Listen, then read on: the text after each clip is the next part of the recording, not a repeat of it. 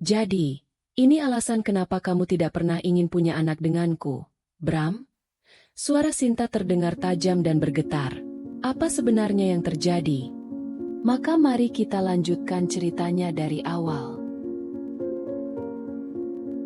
Kehidupan rumah tangga Bram dan Sinta terlihat sempurna dari luar. Bram adalah seorang arsitek sukses, sementara Sinta sibuk dengan kegiatan sosialnya. Namun, di balik kemewahan itu, Bram merasa kesepian karena Sinta sering bepergian keluar kota. Disinilah kehadiran Maya, asisten rumah tangga muda yang baru bekerja setahun, mulai mengisi kekosongan tersebut. Maya adalah sosok yang pendiam dan rajin. Perhatian kecil Maya, seperti menyiapkan kopi favorit Bram setiap malam saat ia lembur, perlahan meruntuhkan pertahanan Bram. Suatu malam yang sunyi, saat hujan deras mengguyur, batasan antara majikan dan bawahan itu pun melampaui batas. Bram mengkhianati istrinya demi kenyamanan sesaat di pelukan Maya. Rumah mewah bergaya minimalis itu selalu terasa sunyi, meskipun setiap sudutnya dihiasi perabotan mahal. Bagi Bram, rumah itu lebih mirip seperti galeri seni yang dingin daripada tempat untuk pulang. Istrinya, Sinta, adalah wanita karir yang perfeksionis. Jadwal pertemuan bisnis dan acara sosial seringkali membuat Sinta baru menginjakan kaki di rumah saat larut malam, atau bahkan tidak pulang sama sekali karena harus keluar kota. Di tengah kesunyian itu, ada Maya. Asisten rumah tangga yang baru bekerja selama 1 tahun itu selalu ada di sana. Maya adalah sosok yang tenang, gerak-geriknya lembut, dan ia seolah tahu apa yang dibutuhkan Bram bahkan sebelum pria itu mengucapkannya. Malam itu, jam dinding menunjukkan pukul 11 malam. Bram masih terduduk di ruang kerjanya, menatap tumpukan cetak biru bangunan yang harus ia selesaikan. Kepalanya terasa berat. Tiba-tiba, pintu kayu jati itu diketuk pelan. Maya masuk membawa nampan berisi secangkir kopi hitam dan sepiring kecil camilan. "Saya pikir Bapak belum tidur, jadi saya buatkan kopi," ucap Maya lirih sambil meletakkan cangkir itu di meja kerja Bram. Bram mendongak, menatap wajah Maya yang tampak polos di bawah pendar lampu meja. "Terima kasih, Maya. Sinta sudah menelepon? Dia bilang akan pulang malam ini." Maya menggeleng pelan. "Ibu baru saja mengirim pesan ke telepon rumah, Pak. Katanya ada kendala di bandara dan harus menginap 1 malam lagi di Surabaya." Bram menghela napas panjang. Ada gurat kekecewaan sekaligus kesepian yang dalam di wajahnya. Ia menyandarkan punggungnya ke kursi, memejamkan mata sejenak. Tanpa disangka, ia merasakan jemari lembut memijat pundaknya yang kaku. "Bapak tampak sangat lelah," bisik Maya. Tangannya terus bergerak dengan tekanan yang pas, membuat ketegangan di tubuh Bram perlahan mencair. Bram seharusnya menolak. Ia tahu bahwa tindakan ini tidak pantas. Namun, rasa sepi yang telah menumpuk bertahun-tahun seolah menemukan celah untuk keluar. Kehangatan tangan Maya dan perhatian kecil yang tidak pernah ia dapatkan dari istrinya membuat logika Bram lumpuh seketika. Ia meraih tangan Maya, menghentikan pijatan itu, lalu berbalik menatap mata wanita muda tersebut. Di dalam keheningan malam itu, tanpa ada satu kata pun yang terucap, sebuah batasan besar telah dilanggar. Api yang semula hanya sekam kecil, malam itu resmi berkobar, membakar janji suci yang pernah Bram ucapkan di depan altar. Beberapa bulan berlalu, ketakutan terbesar Maya menjadi kenyataan. Ia hamil. Dengan tubuh gemetar, ia memberitahu Bram di dapur saat Sinta sedang tidur di lantai atas. Bram panik. Namun ia tidak ingin kehilangan citranya sebagai pria terhormat. Ia melarang Maya bicara kepada siapapun, termasuk istrinya. Bram kemudian mengatur skenario. Ia mengirim Maya pulang ke kampung halamannya dengan alasan Maya harus merawat ibunya yang sakit. Namun, kenyataannya Bram membelikan sebuah rumah kecil di pinggiran kota yang jauh dan mengirimkan uang bulanan secara sembunyi-sembunyi agar Maya tetap bungkam tentang anak yang dikandungnya. Minggu-minggu setelah malam itu, suasana di rumah mewah tersebut berubah total. Ada ketegangan yang tidak kasat mata setiap kali Bram dan Maya berada di ruangan yang sama. Di depan Sinta, mereka bersikap layaknya majikan dan pelayan seperti biasa. Namun di belakangnya, mereka terjebak dalam hubungan terlarang yang semakin dalam. Bram mencoba meyakinkan dirinya bahwa ini hanyalah pelarian sesaat. Namun, segalanya berubah menjadi bencana ketika suatu pagi, ia menemukan Maya sedang terduduk lemas di lantai dapur dengan wajah pucat pasi. Suara mual yang berusaha disembunyikan Maya tidak bisa menipu Bram. "Maya, apa yang terjadi?" tanya Bram dengan suara rendah, memastikan Sinta yang sedang bersiap-siap di kamar atas tidak mendengar. Maya hanya menunduk. Air mata jatuh menetes di atas ubin marmer. Ia mengeluarkan sebuah benda kecil dari saku celemeknya dan memberikannya kepada Bram dengan tangan yang gemetar hebat. 2 garis merah. Dunia Bram seakan runtuh seketika. "Kamu yakin? Ini tidak mungkin," bisik Bram dengan nada panik. Kepalanya berdenyut kencang membayangkan reputasinya yang akan hancur jika Sinta atau rekan bisnisnya tahu bahwa ia menghamili asisten rumah tangganya sendiri. "Saya takut, Pak. Apa yang harus saya lakukan?" rintih Maya. Bram mondar-mandir di ruang makan yang sempit, mencoba berpikir cepat. Ego dan rasa takutnya lebih besar daripada rasa tanggung jawabnya. Ia tahu Sinta adalah wanita yang keras. Jika istrinya tahu, ia tidak hanya akan kehilangan pernikahan, tapi juga harta dan posisi sosial yang telah ia bangun dengan susah payah. "Kamu harus pergi dari sini, Maya. Segera," ucap Bram tegas. "Aku tidak menyuruhmu melenyapkannya. Tapi kamu tidak boleh ada di rumah ini. Kalau Sinta curiga, kita berdua tamat." Bram kemudian mengambil dompetnya, mengeluarkan tumpukan uang tunai yang cukup banyak, dan memberikannya kepada Maya. "Pulanglah ke kampungmu hari ini juga. Katakan pada Sinta kalau ibumu sakit parah dan kamu tidak bisa kembali lagi. Aku akan mengirimkan uang setiap bulan ke rekeningmu, tapi dengan satu syarat. Jangan pernah sebut namaku sebagai ayah dari anak itu." Maya menatap uang di tangannya dengan perasaan hancur. Ia menyadari bahwa bagi Bram, dirinya dan janin yang dikandungnya hanyalah sebuah masalah yang harus dibayar agar menghilang. Dengan hati yang berat, Maya mengangguk lemah. Hari itu juga, sebelum matahari terbenam, Maya meninggalkan rumah besar itu dengan sebuah tas kecil, membawa rahasia besar yang akan ia simpan rapat-rapat selama bertahun-tahun ke depan. Waktu berlalu hingga 3 tahun lamanya. Maya menjalani hidup sebagai ibu tunggal di rumah tersembunyi itu. Putranya, seorang anak laki-laki bernama Rio, tumbuh dengan wajah yang sangat mirip dengan Bram. Rio sering bertanya di mana ayahnya, dan Maya hanya bisa menjawab bahwa ayahnya sedang bekerja jauh demi mereka. Bram rutin mengunjungi mereka sebulan sekali dengan alasan perjalanan bisnis. Di rumah itu, Bram merasakan kebahagiaan sebagai ayah yang tidak ia dapatkan dari Sinta, karena Sinta memang memutuskan untuk tidak ingin memiliki anak. Namun, semakin Rio besar, Bram semakin merasa bersalah karena membiarkan darah dagingnya hidup dalam persembunyian. 3 tahun telah berlalu sejak Maya melangkah keluar dari gerbang rumah mewah itu. Kini, ia tinggal di sebuah rumah kecil yang asri di pinggiran kota, jauh dari hiruk-pikuk kehidupan masa lalunya. Di halaman depan yang ditumbuhi bunga Kamboja, seorang anak laki-laki berusia 3 tahun bernama Rio sedang asyik bermain dengan mobil-mobilan kayunya. Rio memiliki mata yang tajam dan garis rahang yang sangat mirip dengan Bram.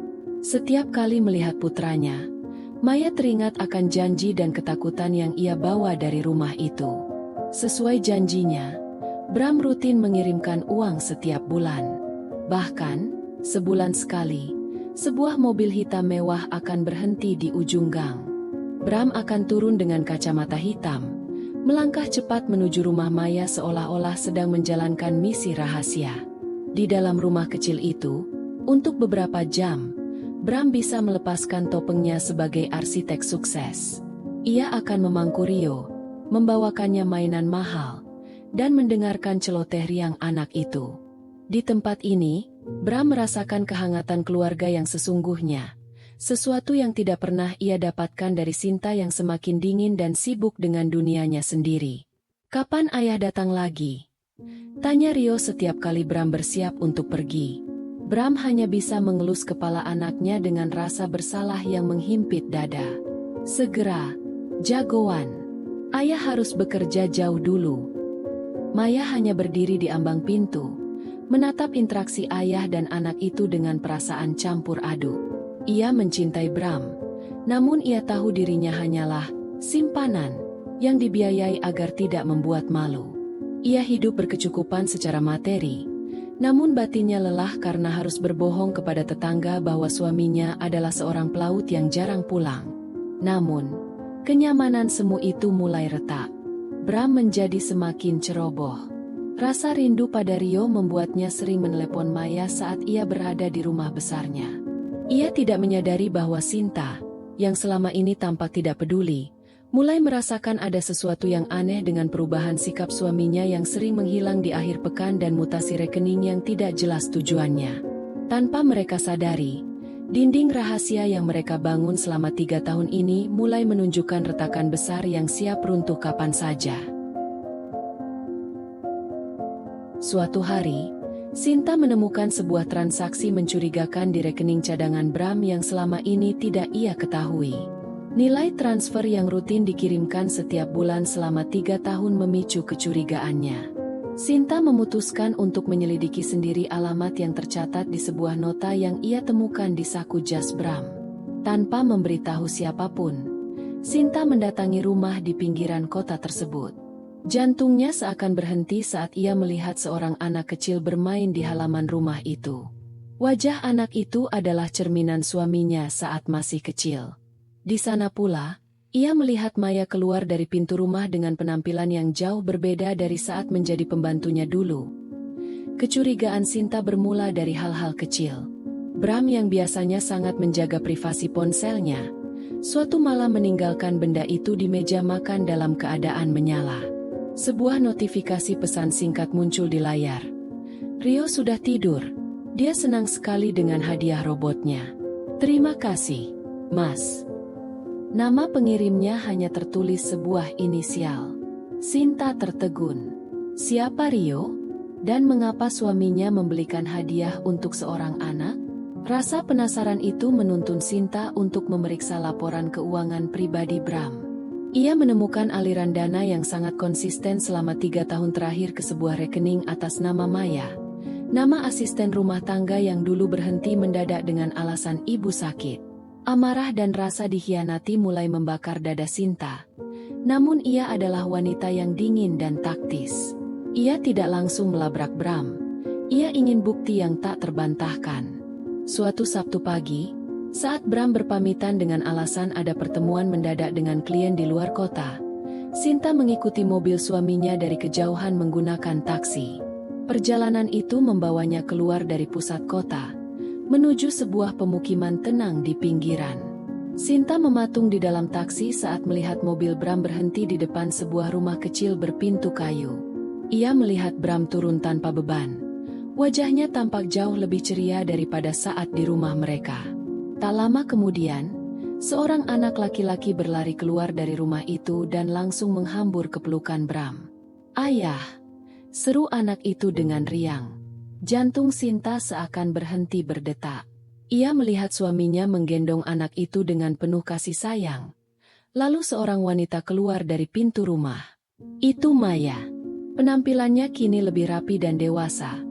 Namun Sinta tidak akan pernah lupa wajah wanita yang pernah bekerja di dapurnya tersebut. Sinta mengepalkan tangannya hingga kuku-kukunya memutih. 3 tahun.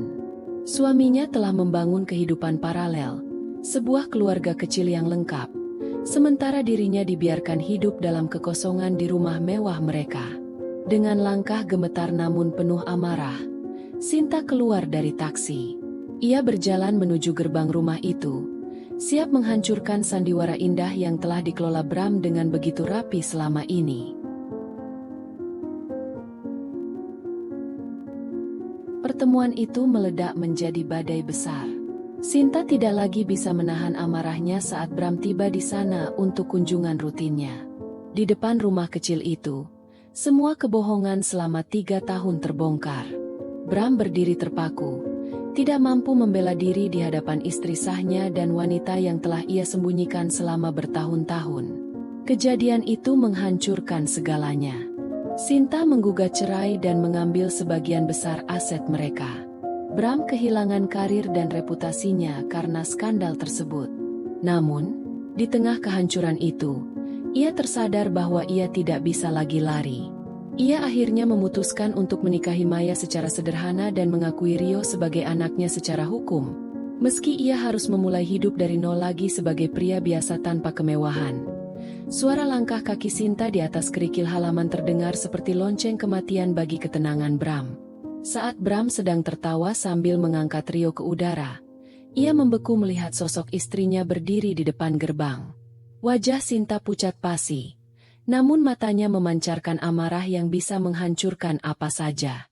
"Jadi, ini alasan kenapa kamu tidak pernah ingin punya anak denganku, Bram?" Suara Sinta terdengar tajam dan bergetar. Bram perlahan menurunkan Rio. Wajahnya pucat pasi, lidahnya seolah keluh. Maya yang baru keluar membawa minuman langsung menjatuhkan nampannya. Gelas kaca pecah berserakan di lantai, sama hancurnya dengan perasaan mereka saat itu. "Sinta, aku bisa jelaskan," gagap Bram sambil mencoba melangkah mendekat. "Jelaskan apa?" "Bahwa kamu menghamili pembantumu sendiri dan membiayai hidup mereka selama 3 tahun dari uang keluarga kita."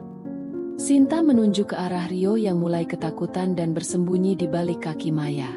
"Lihat anak itu. Dia bahkan punya wajah yang sama persis denganmu. Berapa lama lagi kamu mau membohongiku?" Pertengkaran hebat pun pecah di halaman rumah kecil itu. Maya hanya bisa menangis sambil memeluk Rio erat, mencoba menutupi telinga anaknya dari kata-kata kasar yang keluar. Bram terjepit di antara dua wanita, istri sah yang memberinya status sosial, dan wanita simpanan yang memberinya kehangatan keluarga. "Aku mencintainya, Sinta. Di sini aku merasa dibutuhkan, bukan hanya sebagai mesin pencetak uang," teriak Bram dalam keputusasaannya. Kata-kata itu menjadi paku terakhir di peti mati pernikahan mereka. Sinta tersenyum sinis dengan air mata mengalir di pipinya. "Kalau begitu, nikmatilah kehidupan berharga ini, Bram. Karena setelah ini, aku akan pastikan kamu tidak punya apa-apa lagi." Sinta pergi meninggalkan tempat itu dengan sisa harga dirinya. Dalam hitungan minggu, proses perceraian berjalan dengan sangat brutal. Sinta, yang memiliki koneksi kuat dan bukti perselingkuhan yang nyata, berhasil mengambil alih sebagian besar harta dan posisi Bram di perusahaan keluarga mereka. Bram kehilangan kemewahannya, mobil-mobil mahalnya, dan reputasinya sebagai arsitek terpandang. Ia kini benar-benar pindah ke rumah kecil milik Maya. Hidupnya kini jauh dari kemewahan. Ia harus memulai segalanya dari nol sebagai pria biasa. Namun, saat ia melihat Rio tertidur pulas dan Maya yang tetap setia di sampingnya meski dalam kesulitan, Bram menyadari satu hal. Ia memang telah kehilangan istana pasirnya, tapi ia akhirnya memiliki rumah yang sesungguhnya, meski harus dibayar dengan harga yang sangat mahal.